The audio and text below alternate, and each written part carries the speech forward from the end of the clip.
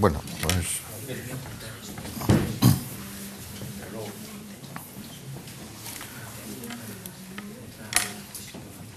Bueno, la última dificultad que yo quiero plantear aquí, pues lleva como título la causa final. La causa final, y que a mí se me presenta como una dificultad y al mismo tiempo como, digamos, como una inevitabilidad plantearlo a propósito precisamente de los genes. Los genes, de acuerdo con la genética clásica, que es la que está establecida, sin menoscabo de los desarrollos que se están dando en la epigenética, pues podríamos casi diagnosticarla, como lo he hecho ayer, de una versión actualizada del preformismo, porque en realidad viene a ofrecer, pues, el código, el programa o el plano de instrucciones del cuerpo y luego se supone que de las conductas y los rasgos de los organismos, etcétera, etcétera, ¿no? Y efectivamente eso está presentado a través de unas metáforas que resultan enteramente engañosas, metáforas que se ofrecen en principio como descriptivas, como si se estuviera constatando algo que estuviera ahí, que se viera en el microscopio en los genes, entonces el código genético, el programa y el plan de instrucciones, y son en realidad metáforas legítimas para el entendimiento y el uso científico, pero cuando no se reconocen a sí mismas, como decía Ortega, pues se convierten en mitos fácilmente. Y entonces pues hay una mitología en relación con la genética, por más que sea una disciplina y una ciencia pues muy desarrollada, etcétera. Pues digamos, aspectos fundamentales suyos están envueltos como mínimo por la oscuridad. Si fuera la oscuridad todavía sería mejor, si no están envueltos por la confusión positiva, ¿no? por estas metáforas, y que hemos diagnosticado pues como reductos del dualismo y casi yendo más allá, pues como el preformismo, ¿no? Y habría que ofrecer ante esta problemática y en la perspectiva del materialismo filosófico pues otra idea o una idea cabal de finalidad, ¿no? Finalidad, como la que dispone el materialismo filosófico. Habría que poner, o sería buena cosa, pues digamos que se desarrollara tomando como ejemplo precisamente los genes. O sea, los genes en la perspectiva que nos ofrece la epigenética, digamos, lo último que se va sabiendo acerca de los genes, ¿no? Y bueno, pues la idea de finalidad o de fin, pues es como es sabido, un concepto sin categoremático que pide su complementación con algo, con alguna categoría. Entonces es fin de algo, o sea, el fin de algo. ¿Cuál es el fin de lo que sea? O como diría Aristóteles, a propósito precisamente de la causa final, en bien a, o sea, algo es en bien a un fin, ¿no? En este caso, en el caso de los genes, pues el fin de los genes, según se supone, es el cuerpo, es el organismo, pues viviente, etcétera, ¿no? Pero claro, los genes no tienen una finalidad inscrita en sus genes, en sus propios genes. Habría que casi digamos, hacer un recurso continuo a esto, porque hemos dicho que el código, lo que está escrito, lo que se supone que son los genes, no es el plan acabado, o sea, el diseño del cuerpo, que lo importante es lo que ocurre entre el huevo y el desarrollo final, entre el genotipo, si quieres, y el fenotipo, el fenómeno final observado, que los genes no tienen ese plan inscrito en eso. Eso es algo que efectivamente se conoce, no es algo que estemos postulado, sino el concepto del gen está el producir proteínas, las cuales entran en interacción, en codeterminación con otras moléculas, otras macromoléculas, etcétera, etcétera, y de ahí se van derivando consecuencias y codeterminaciones sucesivas que terminan en un cuerpo. Pero no quiere decir que el gen tuviera preformado el cuerpo. Esta sería la cuestión, ¿no? La idea de fin del materialismo filosófico, así de forma muy abreviada, etcétera, pues supone una multiplicidad sucesiva, procesual, el proceso del desarrollo, y también, y a la vez, simultánea, una multiplicidad, digamos, de elementos que se configuran, que unos son el contexto de los otros, de una forma simultánea y a la vez sucesiva en proceso, que toman cuerpo, que toman, digamos, unidad a través o en virtud precisamente de un fin. Pero el fin no está en el principio, no está al principio, no está en los genes, o no está codificado en ninguno de estos elementos de esta totalidad de elementos que hay que considerar, los cuales elementos, sin embargo, pues están en orden a un fin. Esta es la cuestión que tenemos aquí, que todos esos elementos, incluyendo los genes, están en bien ordenados a un fin que siempre resulta de forma regular, pero que no hay ningún fin inicial que esté en ninguno de esos elementos, incluyendo en los genes. Como decimos, este es el problema que, digamos, que se plantea aquí y que el materialismo, yo creo que filosófico, resuelve pues precisamente con la noción, la consideración del fin como una multiplicidad pues procesual y al mismo tiempo configuracional de elementos, ¿no?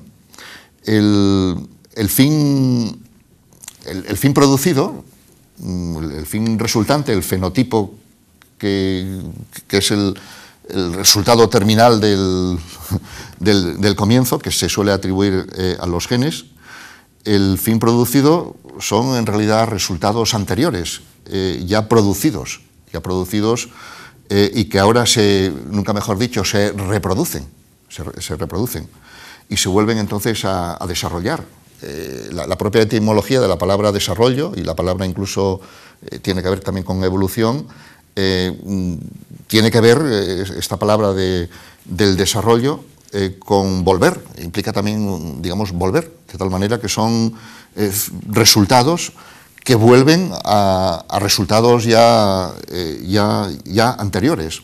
Y aquí es fundamental, en mi perspectiva, o para resolver el problema que yo mismo he, digamos, no destapado porque es conocido, pero vamos, que he puesto y que me resulta, digamos, que me compromete ahora, digamos, a dar alguna solución, pues en la perspectiva del materialismo filosófico, y yo creo que lo que hay que considerar es esta totalidad de elementos que de forma procesual y de forma configuracional forman parte de un curso de cosas, de manera entonces que aquí tendríamos que considerar o introducir dos modificaciones en las concepciones genéticas tradicionales para superar esa linealidad donde se pone el gen y el fenotipo como una dirección, como un movimiento, como una trayectoria unidireccional, donde lo que quiero destacar ahora es que se suele considerar el gen como desnudo, como fuera del cuerpo, como si fuera un elemento, un chip que tuviera las instrucciones del cuerpo, y el cuerpo se desarrolla de acuerdo con eso, y esa es la consideración tradicional. Entonces, lo que tenemos que tomar en cuenta es todos los distintos componentes de ese proceso que empieza, si quieres, con un huevo donde se unen óvulo y espermatozoide, etcétera, si lo situamos ahí, pero lo que nunca podemos perder de vista es de que eso forma parte de un organismo de elementos que de forma procesual entran en juego, eso por un lado. Y por otro lado, otro aspecto que no se puede dejar atrás, porque es fundamental, como entiendo yo, para salir de esa situación en la que está la genética y el cerebrocentrismo al final, es que a su vez hay que considerar como elementos constituyentes y constitutivos del gen y del organismo, que ya lo tenemos situado en un organismo, el ambiente en el que los organismos necesariamente desenvuelven su vida, porque da la casualidad de que los organismos están en algún sitio. O sea, no están flotantes ni aparecieron allí en un sitio que se pongan a interactuar ahora con el ambiente que les tocó, sino que forma parte ya. Lo que quiero decir es que del resultado final de esos elementos y de esos componentes entre los cuales figuran los genes, el resultado final, para entender el resultado final hay que entender el organismo que va a resultar y el ambiente en el que va a resultar. Que estos aspectos o estos componentes de la totalidad, de la multiplicidad de partes que constituyen un organismo y el organismo situado, digamos, en un medio, son los que ya ponen el fin, por decirlo así. Digamos, el fin resultante no está en algún elemento, sino en un curso de procesos en los que entran en juego a su debido tiempo distintos elementos y que ese resultado es un resultado anterior, pero que ese resultado anterior lo es en virtud de que el resultado anterior, los organismos siempre están, digamos, en unos medios de vida, no de forma casual, no irrelevantes, sino fundamentales en su desarrollo, ¿no? Esta sería, vamos, que a mí me parecería, una vez que la expongo y la presento, me parecería, digamos, como obvio. Es aquí casi donde no haría falta ser, pero si uno lo fuera, heideggeriano, vendría en ayuda de esto, de ser en el mundo, en el sentido de la inseparabilidad de estos términos, solo que aquí traducido o convertido en organismo en el ambiente, puesto que los fines en bien de los cuales se desarrollan, entran en proceso todos esos elementos, está ya, digamos, presuponiendo por el pasado, digamos, un ambiente, un medio en el que, digamos, en el que tienen sentido, sobre el que se ordenan los distintos fines. Esta sería la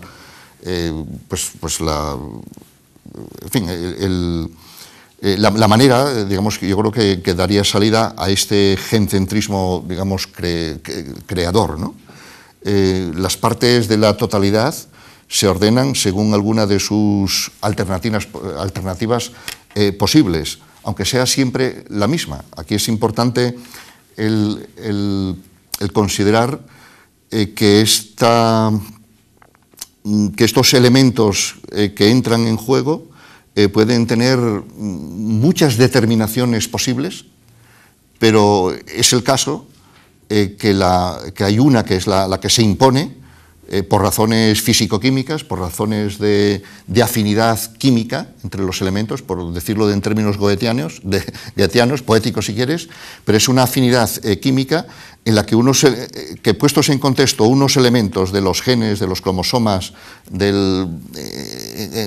el núcleo, en el citoplasma, en relación con otras células, unos contextos codeterminan necesariamente otros. Podrían ser de otra manera, y fuera si quieres, de ese contexto, podrían tener cualquier determinación, pero es el contexto es el caso de que tienen afinidades químicas por las cuales, de forma que siendo contingentes, en principio, si quieres, se constituyen necesarios y se van dando determinaciones necesarias por las cuales siempre sale el mismo resultado, pero no porque estuviera, digamos, en ningún elemento, ¿no? Entonces son afinidades químicas, digamos, que entran en juego tanto elementos genéricos físico-químicos como genéticos. De tal manera que, obviamente, lo genético es importante y es, si quieres, las señas de identidad por la cual esos elementos no terminan de cualquier manera, sino terminan en un cuerpo humano, en un cuerpo de tortuga, etcétera, etcétera, porque si no, digamos, estaríamos en, no sé, de acuerdo con esa fábula de Italo Calvino, el personaje Gurulú, que se va transformando en cualquier cosa. O sea, decir que si no hubiera ahí, digamos, una identidad de base por la cual ese tipo de ordenación termina, digamos, especificado en una especie determinada, pero dentro de las posibilidades iniciales, si quieres, azarosas o contingentes, se convierten luego en necesarias, donde los elementos, los genes mantienen su especificidad, pero el resultado depende de toda otra serie de elementos, digamos, que a su vez influyen o son el contexto del que depende la propia acción que les corresponde a los genes. Esta sería la cuestión. Ayer he puesto un ejemplo, muy espontáneo, a propósito del paisaje epigenético que nos presenta Baddington. Baddington presenta un paisaje que pues, aparenta ser un valle con varios valles, y en el principio pues habría, vamos a suponer que fuera un gen o que fuera pues un huevo, un cigoto, y que dependiendo del curso de acciones se va canalizando de una u otra manera, y según el valle por el que vaya, pues las células germinales, troncales o células madre, como se dice, pues se van convirtiendo en células específicas, hepáticas, etcétera, etcétera, pues lo que se llama la diferenciación celular, y así cada una de ellas, aunque lleve todos los genes, digamos, se va... Bueno, pues he puesto a propósito de eso un ejemplo más vulgar, sería el de una piedra o una bola que se dejara caer pues por una montaña, que tuviera ya bueno, que sea como es, y que la bola, que en principio podría estar puesta para emprender la trayectoria de cualquier manera posible, resulta que si se enfoca de determinada manera, pues el curso de operaciones, el resultado donde vaya a parar la bola, pues siempre es el mismo.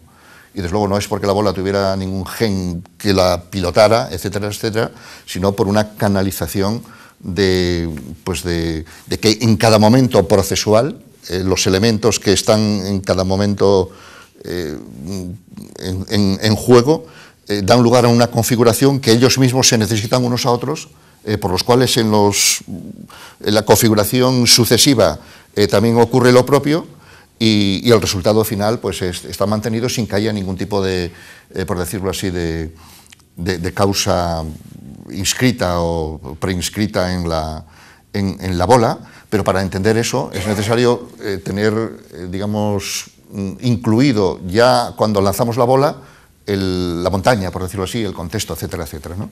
En el materialismo filosófico se utiliza de forma muy clara, como un ejemplo muy relevante, la curva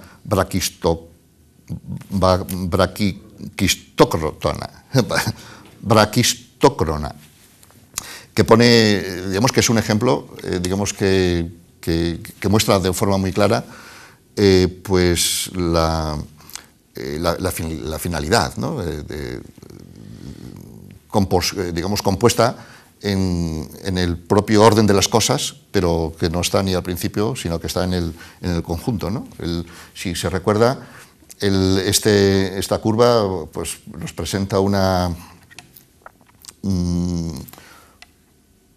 bola, la caída de una bola de un punto A a un punto B, que no está en la misma vertical, sino está a cierta distancia, y lo que plantea es la distancia, eso es lo que quiere decir la expresión en griego, la distancia más corta, el tiempo más corto para ese recorrido.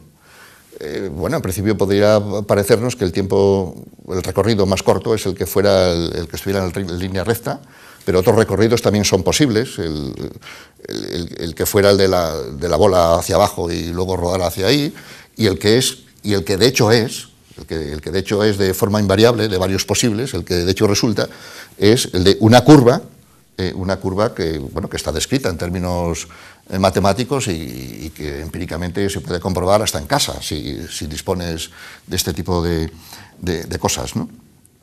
Entonces, el punto final B, que forma parte de esta trayectoria, es el fin interno de ese movimiento, que viene determinado contextualmente, en el caso de la curva, por la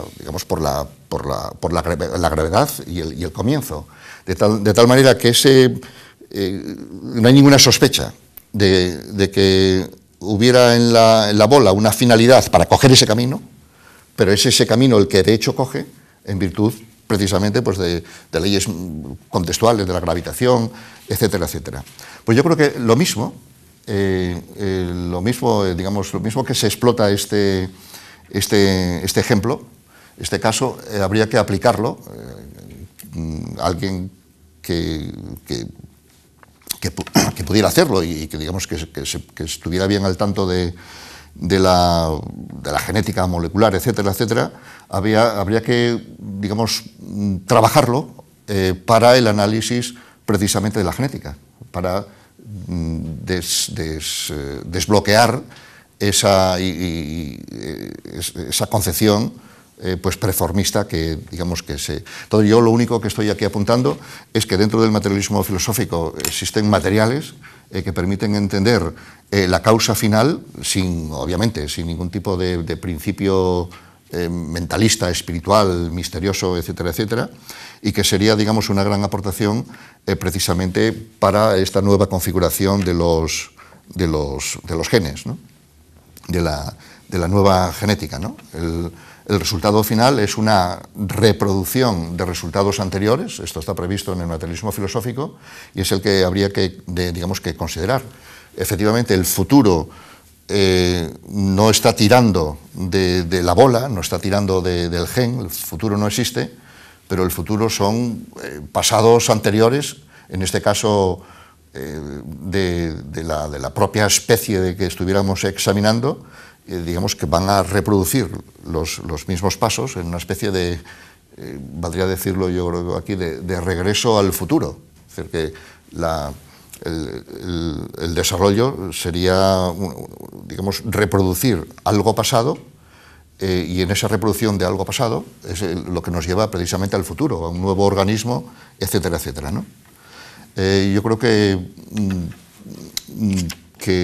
esto serviría, por mi parte, para empujar a quien sea a desarrollar el materialismo filosófico al servicio de una causalidad final que pudiera servir a la genética o, más apropiadamente, a la epigenética que está, digamos, en boga.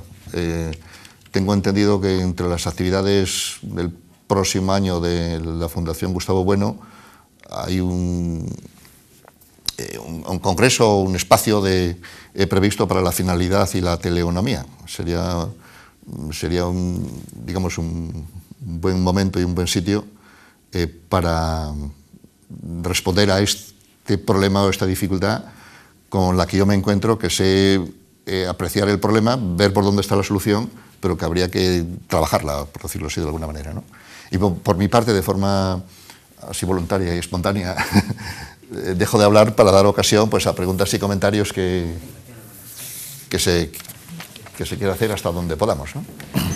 Bueno. Voy a ser muy breve.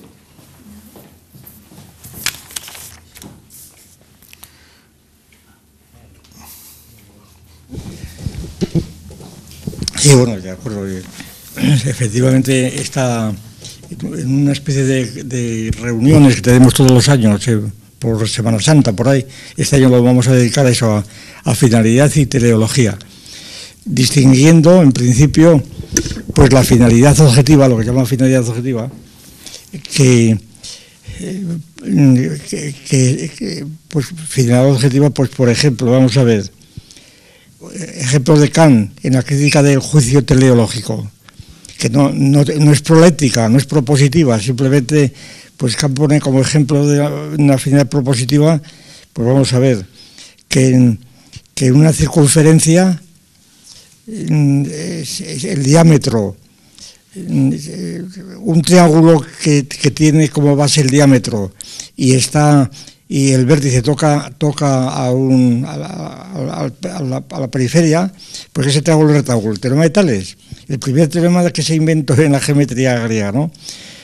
Claro, entonces parece ser que, y eso se utiliza como finalidad objetiva, pues por los que quieren trazar una escuadra o un cartabón, simplemente cogen una circunferencia, trazan un triángulo y saben que ese triángulo es recto.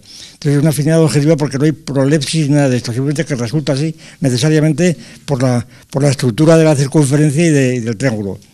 Y además, la demostración de este teorema, pues es muy difícil porque, es más, no se conoce, se considera como primer teorema de Tales. Se dice que un escritor ya de la época bizantina, que Tales, después de descubrir este teorema, sacrificó un buey, es decir, lo vio como muy importante, y efectivamente es importantísimo. No se puede demostrar como se demuestra hoy en el bachillerato, porque la demostración que se da supone otros teoremas previos, por ejemplo, que los tres ángulos valen dos rectos y cosas de ese tipo. Entonces todo se sabe, y entonces la demostración de Tales tuvo que ser de otra manera. Yo ensayé una demostración, tratando de ponerme en el punto de vista de Tales de Mileto en la metafísica presocrática. Y hay una demostración que supongo, yo la única forma que encontré de cómo se le podía haber ocurrido a Tales de aquella. No ha ocurrido, ahí está la cuestión, porque eso era conocido por todo el mundo. Es pasa como con el teorema de Pitágoras. El teorema de Pitágoras lo conocían los egipcios y lo conocían, está en tablillas babilónicas y demás. Era la demostración, es decir, ¿por qué es eso? Es decir, ¿por qué los dos cuadrados sobre los catetos se superponen idénticamente al cuadrado de la hipotenusa? Esto era conocido ya por todos. Lo importante Sí, bueno, claro, Menón sí, pero porque habría dos pitagóricos. No, que un esclavo lo conocía. Yo un esclavo lo conocía ya, claro. Pero que sin embargo este teorema fue la demostración. ¿Qué demostración? Y la primera demostración que tenemos es la de Euclides, claro. El teorema 47 ya está demostrada. Y después hay otras demostraciones posteriores. Bueno, pues quiero decir que estos son ejemplos de finalidad objetiva. Ahora, finalidad como teleología, la teleología, pues ya es otra cosa diferente. Y sería una relación, precisamente en este congreso yo voy a presentar pues una cosa que seguramente que voy a esperar a publicarlo, porque este es un capítulo de las relaciones, este problema de las relaciones que hemos estado hablando. Entre la enorme variedad de relaciones que hay, las relaciones teleológicas pues serían las que definen los organismos vivientes. Es decir, que las relaciones teleológicas serían la definición de organismo viviente. O sea, ¿qué es un organismo viviente? Pues aquel cuyos términos están relacionados por relaciones teleológicas. Y principalmente el argumento principal del asunto, al margen de las exposiciones abstractas que son imprescindibles, pero lo que podría ser la base material de la demostración, por decirlo así, de la teoría, es el análisis que yo hice a propósito precisamente de la ley sobre el aborto, el análisis de un intento de demostración que yo publiqué más o menos, pero de un modo muy general, ¿verdad? La demostración de cómo en el cigoto, ya en la composición del cigoto, pero analizarlo no en general, sino con toda precisión, es decir, distinguiendo pues, lo que distinguen los embriólogos, ¿verdad? Es decir, desde la producción de los gametos, espermatocito, etcétera, todas las fases que tiene para entrar en las trompas, todo lo que tiene que hacer allí, la serie de sucesos que ocurren, que son infinitos, ¿verdad?, de carácter bioquímico, etcétera, cuando entre los millones de espermatocitos que entran en la trompa, las barreras que tienen que pasar, cómo solamente pasa uno, ¿verdad?, el que perfora ya la membrana del óvulo, y entonces cuando se produce realmente no ya la penetración, sino la fecundación propiamente dicha, cuando empieza la fecundación, cuando la barrera que hay entre los preconceptivos, anticonceptivos y los antiabortivos, eso es. Que es una barrera que naturalmente está muy oscura y es la que no quieren saber nada, y de ahí los problemas del preformismo precisamente. Toda la polémica contra el preformismo del siglo XIX, ¿no? en donde claro, el preformismo supone que está todavía formado en los óvulos de Adán y el pecado original se explicaba, como he sabido, por esto, ¿verdad? Es decir, si los organismos están preformados en los óvulos de Adán y en los ovarios de Eva, pues se comprende el pecado original, porque cuando Adán pecó con todo su cuerpo, y entonces todos los descendientes de Adán nacían con el pecado original. Quiero decir que esto es una teoría, la del preformismo, que venía muy bien a la teología del pecado original, por ejemplo, que además el argumento era fundamental. Y sin embargo, claro, una vez disociado estas cuestiones, donde yo creo que se ve perfectamente, vamos, yo no he visto en otro sitio mejor, hay muchísimos ejemplos. Yo siempre recomiendo uno de los libros que causaron época, pues vamos a ver, estaba yo en Salamanca, puede ser por los años 50 y tantos, o 55, 56, un libro de Russell, no de Bertrand Russell, de S. Russell, un biólogo inglés de aquella época, que se llama la finalidad de las actividades orgánicas, o así, la finalidad de los organismos. La tesis de Russell que propone es esta. La finalidad está desprestigiada completamente. Realmente no se puede hablar de finalidad porque está ya las causas finales desde Bacon, Descartes. Sencillamente la finalidad no es una causa, es simplemente un prejuicio, y a lo sumo es una relación de causalidad inversa, que esto es una tesis que siguió Boone, por ejemplo, después en los fundamentos de metafísica. Es decir, la relación de causa-efecto, cuando se invierte, es la finalidad, pero es una ilusión mental puramente, ¿no? Aquí la idea de Russell dice, bueno, será todo lo que ustedes quieran, pero sin aplicar los criterios de finalidad es imposible describir ni un solo proceso biológico. Entonces él va describiendo, pues dando ejemplos, son 400 páginas de ejemplos variadísimos, y en donde él desafía a cualquiera que describa eso sin utilizar categorías teleológicas, ¿no?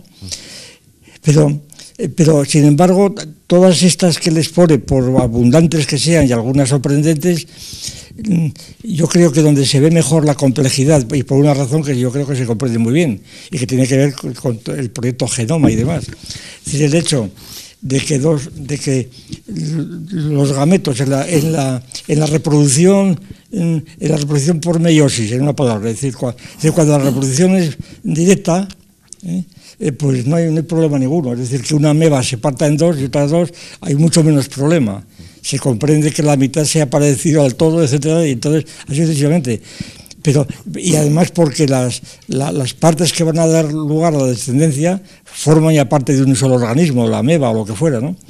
Pero aquí el caso, en la reproducción por mitosis, la cosa es totalmente distinta, porque tiene que estar el organismo masculino y el organismo femenino, en principio distintos, completamente ajenos. Una vez superada ya la endogamia propia de las sociedades primitivas, pues es totalmente distinto, y entonces la evolución de uno y otro tiene sus propios ritmos, y las conexiones son puramente contingentes, totalmente contingentes, dependen de mil circunstancias, y sin embargo ahí la teleología aparece en el encaje, con esa precisión, ¿verdad?, como el de la braquistocrona, ¿verdad? En el encaje de precisamente en este momento, en este otro, y luego los ritmos casi milimétricos, en segundos, en tiempo, donde se va transformando el germen en embrión, en el embrión, la mórula, la blástula, todo eso. Es decir, yo el argumento principal, así global, que yo utilizaba en aquella discusión, en aquellos debates sobre el aborto, era que desde el momento de la fecundación del cigoto hasta el momento, vamos, donde ya se forma el feto y adelante y sale de la matriz materna, pues que no había cortes posibles, que ahí no había discontinuidad. Que había discontinuidad de otro orden, pero no temporal, que era la misma identidad sustancial, diríamos en términos aristotélicos, y que dar un corte en las 13 semanas, en las 15 semanas, como se hace en la ley de plazos del aborto, que es una cosa completamente artificiosa que no tiene ningún fundamento objetivo. Además, bueno, en el concepto del aborto, con el agravante de que la ley de plazos del aborto de ahora exige las 17 semanas, que son las que establecía Aristóteles y Santo Tomás, por razón de que a la vista, ¿verdad?, antes del microscopio, pues es cuando aquello parecía que tenía una morfología parecida a la de un animal o del hombre futuro. Pero entonces resulta que todo el grupo de expertos que se reunió por el ministerio, expertos elegidos, porque había otros expertos, aquellos que firmaron, los 1000 que firmaron en Madrid, que eran biólogos de la talla o muy superior a de los expertos allí, estaban en contra. Sin embargo, el comité de expertos pues estableció por pura ignorancia el mismo plazo que había establecido Aristóteles, ¿verdad? La verdad que resultaba mucho más arcaico cuando se presentaban la Viviana, aquellas señoras que en paz descansen, ¿verdad? Y cuando se presentaban como el ejemplo del progreso y de la vanguardia, estaban completamente prisioneras de eso, de la tradición clásica.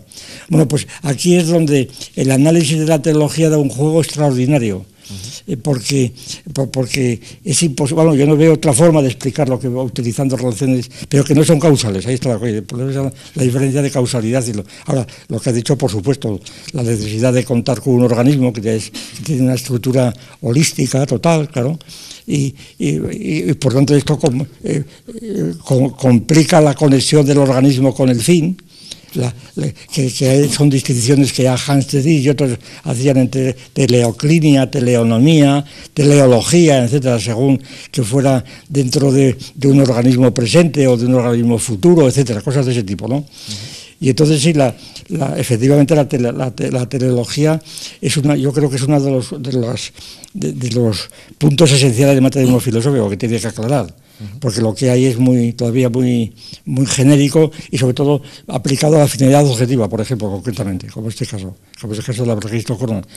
Pero y luego hay otro ejemplo que es lo que rehabilitó, a mi juicio, la idea de finalidad que era totalmente imperativa hasta el siglo XVII prácticamente. Es decir, la causa final era absolutamente, es Aristóteles y el propio Platón, todo lo que se hace según un fin. La causa final está incluida en las 4 causas de Aristóteles y es imposible de eliminarla. Ahora, lo cierto es que sobre todo a partir del canciller Bacon, el nuevo órgano, luego Descartes, etcétera, la finalidad desaparece y toda la teoría del reflejo, claro, como es bien sabido, la historia de Canguilhem, el reflejo de Descartes, los reflejos que luego se convierten en los reflejos de Pavlov y demás, el reflejo es precisamente mecánico. El reflejo es el reflejo de la luz en el espejo y es el reflejo que hace el estímulo que va a la glándula pineal, donde está el alma, y luego se refleja a otro, de manera que es el mecanicismo en lugar del teleologismo. Y esto sigue así durante todo el siglo XVIII, XIX, prácticamente entero, y yo creo que cuando empieza la finalidad, las causas finales, o la finalidad, la teleología, a funcionar, el libro de Taylor, por ejemplo, de los años 60 y tantos, ¿verdad? Es sobre tantos estos temas. Es precisamente cuando empieza la tecnología, en serio. Es decir, en la tecnología, en la industria, en la tecnología, es imposible dar un paso. Es decir, un arquitecto, un ingeniero, un albañil no puede dar un paso sin la finalidad. Es imposible porque está en su oficio. Y entonces, en un coche, ¿para qué sirve esto? Pues esto sirve para esto. Es decir, ¿por qué ha puesto aquí esta pieza? Y pues esto para esto. Es decir, un automóvil sin finalidad no se puede construir. Ni el que lo proyecta, ni el que lo repara. Es decir, la finalidad está integrada enteramente en toda la conducta teleológica de la industria. Y entonces, de ahí que la necesidad de redefinir la finalidad de la teleología, por lo menos en círculos o en dominios de carácter proléptico, es decir, propositivo y tecnológico, claro, donde ahí pero claro, la finalidad, por eso las abejas, las abejas sí construyen el panal. Ahora, ¿por qué razón logran hacer esos hexágonos en el panal? Parece que tiene finalidad, ¿no? Hombre, después ya de una teoría mecánica, las abejas lo que harían sería una bola redonda y luego al apretarla pues, saldrían unos fragmentos en forma de hexágonos y tal. Pero, sin embargo, todos los análisis de la construcción de torres por parte de termitas, y claro, eso ya es más serio, porque allí la idea de finalidad también niega que hay una finalidad mental, como se pensaba todavía lo pensaba Marx y lo pensaba Darwin, etcétera. Es decir, que hay en la mente de las abejas o lo que hay una finalidad que está inscrita en los genes o donde sea, ¿verdad? Bueno, Darwin no sabía nada de la herencia, pero en fin, más o menos se pensaba cosas raras de estas. Y entonces la teoría esta de la estigimergia famosa explica la finalidad de los termitas que construyen una torre de un modo admirable y sorprendente, ¿verdad? Pues por medio de conexiones puramente estadísticas que además se reproducen por ordenador, es decir, con todas las diferentes tipologías, en donde el mecanismo no es construir la torre, sino simplemente ir combinando pues bolas de barro o lo que fuera, según la distancia que tienen con otros, y cuando hay dos, la tercera tiene que ir en otro lado, y así, es reiterando esto, y entonces se construye la torre, porque si no se construye así, se cae, ¿verdad? Simplemente que es un hecho donde no hay finalidad ni siquiera teleológica, ¿verdad? Es simplemente un hecho mecánico. ¿Bien? Pero, sin embargo, ya en el proceso de reproducción de los seres vivientes, sobre todo cuando hay mitosis, la cosa ya es muy seria. Ahí sí que no hay más remedio, yo creo, que tomar posición, ¿verdad? Y esto es lo que intentamos hacer allí. En fin, perdón. Bueno, yo quería plantearle a Marino una cuestión que tiene el formato de una sospecha. Pero antes, naturalmente, quisiera destacar, porque esta cuestión que le quiero plantear yo a Marino ha quedado absolutamente minimizada por lo que por lo que hemos asistido en los últimos minutos, ¿no? Que creo, sin equivocarme, que hemos asistido a los momentos de mayor intensidad filosófica y de mayor altura.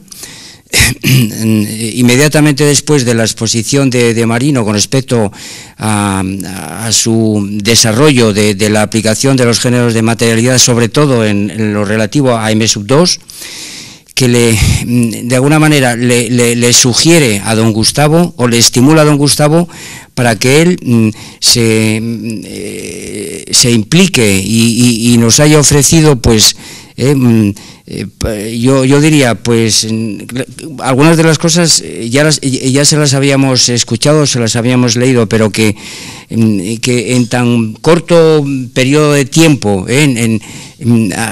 ha sido capaz de dar tal rasguños inmediatos a cuestiones tales como la idea de causa, como apuntalar la noción de M2, precisamente sugerida por Marino a propósito de su aportación a este asunto, que es un sistema de enriquecimiento, vamos, que esto yo, de la lectura que he hecho, pues tengo que confirmarlo también, ¿no? Pues, y ahora, bueno, el principio antrópico, la idea y ahora la idea de finalidad. O sea que ha sido un verdadero diálogo de intensidad filosófica y de gran altura filosófica, utilizando podríamos decir, la nomenclatura estética de la música, aunque en un breve periodo, es decir, poca duración, mucha intensidad y mucha altura filosófica. Pero que ha sido un diálogo, claro, evidentemente, que probablemente don Gustavo nos hubiera estimulado si Marino Pérez pues no hubiera hecho la exposición que hizo, claro, que ha sido asombrosa, ¿no? Bueno, entonces, si se me permite, yo esto lo quería insertar dentro de un contexto, y ahora viene pues mi sospecha, ¿no? Y yo empezaría precisamente volviendo a poner sobre la mesa la figura de Ramón y Cajal, porque ha sido también mencionada por Marino Pérez, ¿verdad? Y a propósito de su exposición de ayer, propósito de lo que él llamaba, pues eso, las imágenes neuronales, ¿no? No es que él despreciara este ámbito o este mundo, ni mucho menos,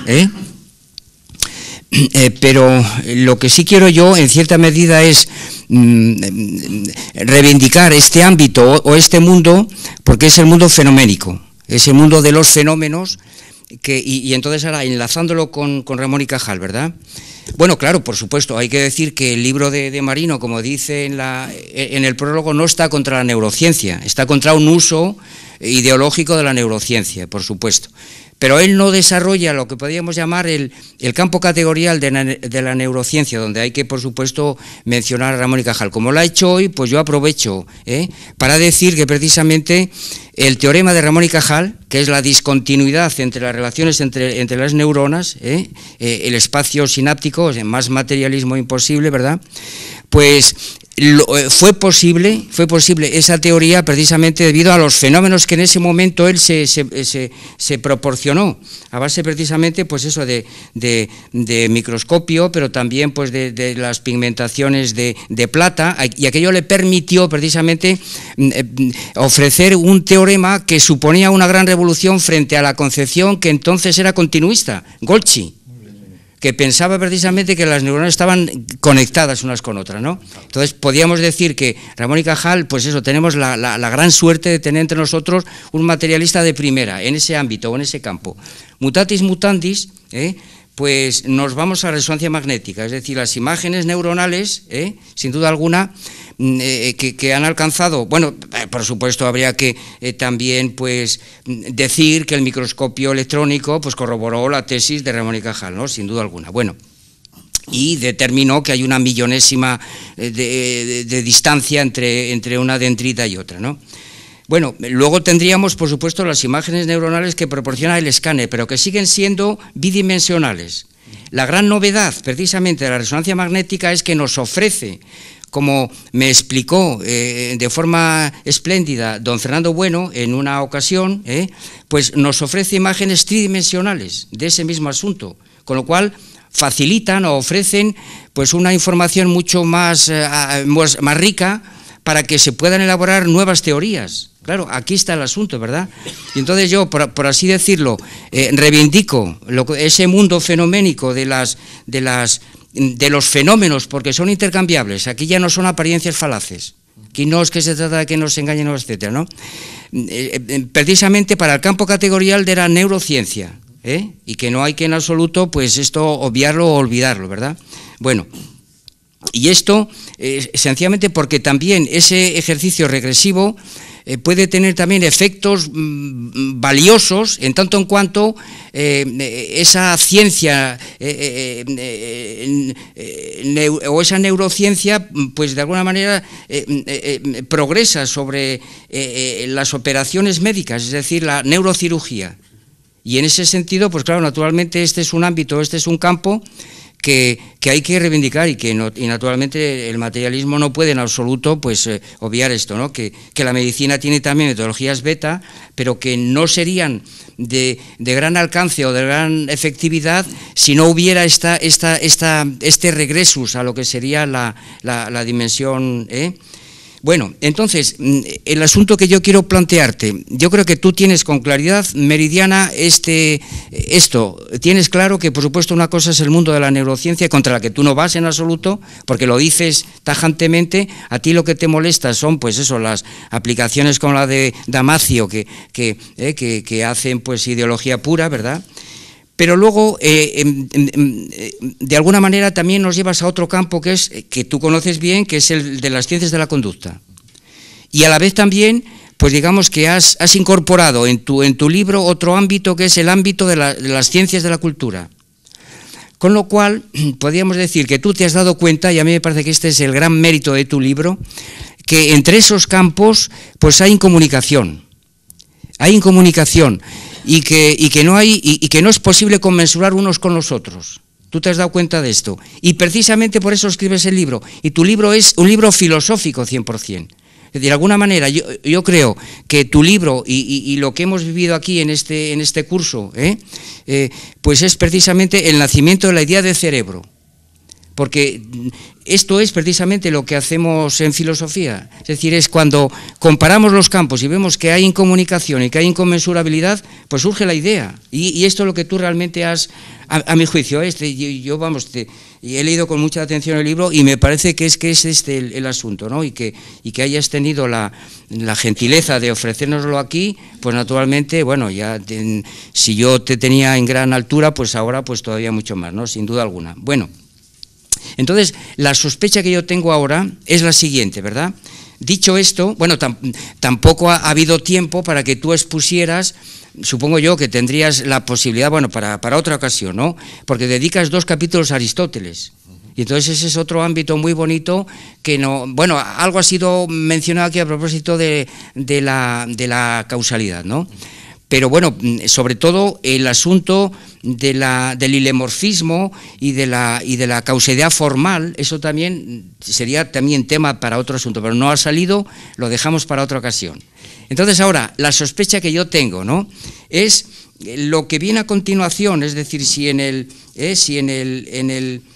capítulo 2, tú precisamente, porque ves la incomunicación entre esos campos, ¿no?, pues desembocas en la filosofía y ofreces el marco ontológico de este asunto, que no es ni más ni menos que la teoría de los géneros de materialidad, y aquí es donde yo también creo, vamos, haber encontrado ahí un enriquecimiento de la doctrina del materialismo, precisamente referida a M2, precisamente ¿por qué? Porque tú te mueves, como lo sabemos perfectamente por el libro anterior, en el mundo de los trastornos, en el mundo de la psicopatología, y eso, pues claro, naturalmente te da mucho más juego que a los demás, eso es evidente, y en ese sentido pues hay que agradecértelo enormemente, y que además has estimulado a don Gustavo para que durante un tiempo, y yo le he visto animado muchas veces, pero en esta tarde de hoy probablemente una de las tardes que más se ha animado, y eso es debido precisamente a lo que ha escuchado previamente, ¿no? Entonces, ¿dónde está mi sospecha? Pues lo que viene a continuación en el capítulo 5, el tema de la plasticidad. Entonces yo ahí me ha parecido ver que hay en ti un intento, vamos a ver, esto lo tienes que confirmar tú y a lo mejor pues yo tengo que retirarlo, ¿no?, de crear, una vez que has descubierto la idea de cerebro, pues tú luego quieres progresar a una especie de campo categorial que incluye a la vez los 3 ámbitos, es decir, el ámbito del cerebro, el ámbito de la cultura y el ámbito de la conducta. Y entonces la cuestión que yo planteo es la siguiente: en el momento en el que tú haces eso, sigues inserto en la filosofía, eso ya no es campo categorial, porque los campos categoriales son estos 3. Y entonces, si no crees tú que en tu capítulo dedicado a la plasticidad tienes añoranza hacia lo que sería el campo categorial de la psicología o de la psiquiatría, y que en cierta medida pues quieres hacer una especie de conexión de esos 3 campos para fundirlo en una especie de mecanismo de fusión de los 3 campos en uno solo. Esta es la sospecha y quiero que tú pues te manifiestes al respecto. Sí, pues bueno, gracias por tus palabras. Yo me siento reconocido en los diagnósticos que has hecho de mi exposición, de mis pretensiones en el libro y demás. Y en relación con esta sospecha, bueno, yo casi te la tengo que confirmar, o vamos, al escucharla pues casi también la asumo. Yo no vamos, lo que no estoy, o lo que no tampoco tú has visto, es que yo trate de crear una ciencia nueva, por decirlo así, que funda esas 3, ni nada de eso, ¿no? Pero sí que trato de reentender aspectos de la psiquiatría y de la psicología que conciernen especialmente a los trastornos psiquiátricos o psicológicos, integrando de una forma novedosa, no de acuerdo con el modelo biopsicosocial que repugno, sino digamos con criterio filosófico, integrar esos 3 campos que vienen de categorías o de géneros distintos, digamos a propósito o al servicio de la psiquiatría o de la psicología, o más en particular, si quieres, de la psicología clínica, para no crear una ciencia nueva, pero para refundarla. Y al mismo tiempo para refundarla, pero sin sin considerar yo que los fundamentos estén en los fundamentos biológicos de la conducta, en los fundamentos biológicos de los trastornos psiquiátricos y demás, sino que tienen su participación los distintos géneros, pero sin fundirlos y sin reducirlos unos a otros, pero puestos al servicio de los problemas psicológicos o psiquiátricos, ¿no? Y entonces no quiero inventar una nueva categoría, una nueva disciplina, pero sí refundar casi a la inversa la psicología clínica, poniendo más hincapié en los aspectos, no sé cómo yo llamo, no salgo de ellos, aspectos culturales o institucionales, donde quedan refundidos los neurobiológicos. Y más bien llegó a proponer que incluso la neuropsicología debiera ella misma fundarse en la conducta, que a su vez ya implica los contextos históricos o los contextos institucionales, y en cierta manera lo que yo trato no de inventar, sino de volver de revés, que el propio cerebro está más bien para ser explicado en su funcionamiento que para tomarlo como explicación, como es el caso. Esa es Entonces yo creo que la sospecha tuya va bien, sin que yo quiera inventar una nueva ciencia, pero sí entender las que hay de forma más clara, que sea la inversa de la convención, ¿no? A mí se me ocurre echar un cuarto de espadas a esta idea de Tomás, que yo creo que es muy acertada, ¿eh? A mí me da la impresión que ya la ha refundado la ciencia. Es decir, que de hecho, y en ese sentido quiero decir, como me da la impresión, vamos, yo supongo que de estos que nos has puesto, Marino, ahora, no se trata de extender a toda la teoría de la cultura, a toda la teoría de Medor, de las matemáticas, etcétera, sí. Sino que precisamente a localizar un dominio, vamos a llamarlo así, un dominio o un campo, un dominio que se puede convertir en campo, ¿verdad? En donde está la involucración de esas tres principalmente esferas o campos previos, ¿no? Sí. Es decir, de encontrar, pues qué sé yo, un poco lo que hizo la idea del mundo entorno de von Ischl. Claro, la idea del mundo entorno, de donde sacó Ortega lo de la circunstancia, porque circunstancia es literalmente circunstancia, es un belt. Es decir, y además la teoría de von Ischl fue traducida en la revista Occidente, quiere decir que Ortega la conoció perfectamente. Es más, lo que a mí siempre me ha sorprendido es que Ortega no hiciese explícita esta conexión de la teoría suya, yo soy yo y mi circunstancia, que expuesta de un modo en un artículo del Sol, como un modo literario, con la teoría de von Ischl, hasta el punto, yo me he encontrado alguna vez con la experiencia de algunos lectores, bueno, hace ya muchos años, ¿verdad?, que estaban diciendo, yo no me explico cómo Ortega tiene este prestigio, porque lo que dice cuando va de viaje a Antígola y describe aquello, dice que y pasa el día en Antígola y está aplicando la idea de von Ischl, y es donde dice yo soy yo en mi circunstancia, y dice esto es una cosa trivial y demás. Claro, porque Ortega estaba hablando desde von Ischl, pero no quería decirlo. Es decir, estaba simplemente ejercitando esas ideas. Y entonces le salían estas cosas que resultan triviales cuando no se conoce más que lo que está leyendo allí, ¿verdad? Sí. Es decir, que realmente no se entendía Ortega. Yo alguna vez lo he conectado con aquella famosa polémica entre Ortega y Pere de Ayala, el novelista el autor de Belarmino y Apolonio. Parece ser que Belarmino y Apolonio, que son dos zapateros de Oviedo, Belarmino y Apolonio, Belarmino es el filósofo y Apolonio es el poeta, y entonces, pues, y parece ser, hay quien ha dicho que Pere de Ayala lo que intentó es simbolizar a Ortega con Belarmino, y Apolonio sería él. O sea, es el contraste entre el filósofo y el poeta, ¿no? Y entonces, la tesis de Pere de Ayala es que lo que haría el filósofo, lo que hace Belarmino, es decir con palabras muy raras cosas que todo el mundo lo sabe. Simplemente es cuestión de lenguaje. Decir, por ejemplo, llamar diccionario, en lugar de decir universo, dice diccionario. ¿Por qué? Porque en el diccionario están todas las cosas, ¿no? Entonces el diccionario es el mundo, ¿verdad? Cosas de ese tipo.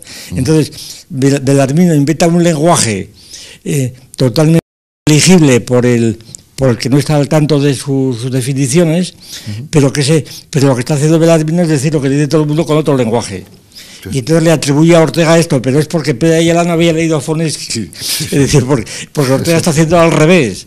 Está partiendo de Husserl o de von Esquil y está exponiéndolo simplemente en su lenguaje español, y entonces la gente pues no sabe lo que dice, no sabe a dónde va, dice, pero ¿y esto qué es? Es decir, cuando Ortega, la sorpresa que produjo las medidas del Quijote, bueno, pero ¿de qué habla Ortega? ¿De qué es esto? ¿Qué es esto? De ir que sale de Madrid por la mañana, que va al coche, que se le para esto, que tiene un pinchazo, que vuelve y dice, bueno, ¿y esto qué es? Porque no es reportaje, ni es periodismo, ni es poesía. Era fenomenología, lo más parecido, bien. Bueno, pues, entonces, ¿qué hace von Esquil? Pues, el mundo en torno, aquella famosa en Meditaciones biológicas, en una pradera hay una cigarra, una vaca, no me acuerdo ya, y una muchacha. Un campesino, sí. Y entonces lo que ve la cigarra, lo que ve la vaca, lo que ve la muchacha. Cada una tiene su propio mundo, su mundo en torno. Y entonces, claro, esta idea del mundo en todo es la circunstancia, lo que me rodea. Pero claro, quizá la objeción que yo hacía siempre a von Esquil es que estos mundos los tiene cada uno, los arrastra, como se ha dicho, como el caracol a su concha, ¿verdad? Pero es que en el mundo de la vaca está la cigarra, ¿verdad? Y en el mundo de la muchacha está la cigarra y el otro. Es decir, que los mundos no están separados, están interceptados. Y luego la segunda parte, y que unos mundos son más potentes que otros. Esta es la cuestión, porque están en conflicto. Y que es el criterio que hemos utilizado, yo he utilizado alguna vez, cuando se pretendió aquel proyecto de ley que propuso cuando entró el Partido Socialista a gobernar, un diputado pues propuso un proyecto de ley dando la personalidad a los simios, es decir, los simios dentro del proyecto Gran Simio, ¿no?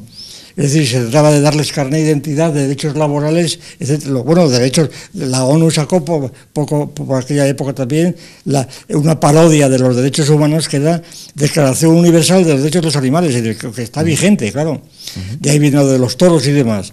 Entonces, los chimpancés o los bonobos o lo que sea, los hombres no tienen diferencia ninguna. No hay genética, que se diferencian muy poco, sino conductual, porque los chimpancés sufren y saben hablar y tal cosa. Entonces no hay diferencia ninguna, ni genética, ni etológica, más que de grado. Y claro, se olvidan de la objeción que yo puse a este planteamiento, es que se olvidan que las relaciones entre esas esferas pues son relaciones de dominación, y que sencillamente hay unos que mandan más que otros. Y entonces ¿por qué razón a los chimpancés no les podemos dar derechos laborales o políticos? Porque no los reclaman ellos. Sencillamente, prácticamente porque no los reclaman. Si hubiera una huelga de chimpancés habría que tenerlos en cuenta, pero es que no la hay. Y entonces, si no le hay que decir, pues que están en un grado inferior. Es decir, que la diferencia del hombre con los chimpancés es que los hemos dominado, sencillamente. Es decir, que los hemos metido en una jaula y no al revés, ¿no? Y claro, es que no, porque es que resulta que en las jaulas o en los zoológicos están los chimpancés y no los hombres, más que de broma que alguna vez en Barcelona hacían estas bobadas, ¿verdad? Meterse un periodista en una jaula y estar allí pasando 8 días. Bien. Pues entonces quiero decir con esto que von Esquil, sin embargo, logró reunir allí un dominio en donde la biología tradicional pues estaba mezclada pues con la etología y con aquellas melodías que llamaba él, las melodías donde cada especie tiene una melodía que va interpretando, ¿verdad? Y en el gestaltismo, una palabra, que era la trama del mundo en que vivía. Y entonces yo creo que a mí no me parece en absoluto un despropósito afirmar, en principio, que lo que usted ha planteado, pues parece que dibuja una especie de dominio en el que se intersectan o involucran pues tres categorías científicas de cierta tradición, pero que es que sí, inventar es eso, claro. Es decir, cuando Augusto Comte inventa la sociología, claro, pues la misma sorpresa, pero ¿qué es esto de que inventar? Si lo que trata de Augusto Comte está ya tratado desde siempre, Platón y Aristóteles, que trata del Estado, de la familia, de la religión, pues esto ya está tratado de siempre, ¿verdad? De siempre, no ha inventado nada. Pero entonces, ¿por qué la sociología aparece como una nueva disciplina y llega hasta pocos siglos después a arruinar a las otras, ¿no? Pues claro, primero, cuando una disciplina entra en el sistema de las ciencias, pues es como cuando un planeta entra en el sistema solar, claro, produce un cataclismo, es decir, que una estrella no puede aparecer por las buenas porque cambia toda la gravitación. Pues la sociología de Comte aparece y implica la negación de la psicología y de la teología, claro. Es decir, la psicología no es una ciencia ni la teología. Entonces se introduce la física social y allí ofrece unos criterios que todavía están en discusión, claro, porque hoy día es muy difícil diferenciar los sociólogos de los antropólogos, es decir, no se sabe muy bien por dónde va una cosa y otra, y ahí los ves luchando, ¿verdad?, unos con otros, haciendo encuestas, no se sabe dónde acaba el terreno en otros. Yo quiero decir que todavía está claro, está consolidado académicamente. Hay facultades de sociología, cátedras de sociología, hay sociólogos, pero realmente, objetivamente, las fronteras no están bien definidas. Yo creo que está mucho mejor definido el mundo que está usted más o menos dibujando. Y yo también le animo, como Tomás, a que precise este dominio. Es igual decir que es nuevo que es viejo, simplemente que es un dominio que no es lo anterior, que más de luego, ¿verdad? Sí, sí. Y además un dominio que parece, por sus propias palabras, que está funcionando de hecho, con esas terminologías y demás, más o menos toscas, ¿verdad? Pero está funcionando, claro, de hecho, que ¿quién se va a atrever a hacer lo contrario? Y además tiene la ventaja de que con la Iglesia voy a topar. Claro. Que es pues sí, enseguida, claro. el statu quo, la Iglesia, sí, la industria neurocientífica enseguida, claro. y todo esto, ¿no? Pero sí trataremos de acotar esto, sí. No sé, sí. Muchas gracias. Bueno, pues fuera del programa. Y ante esto, la nueva terapia.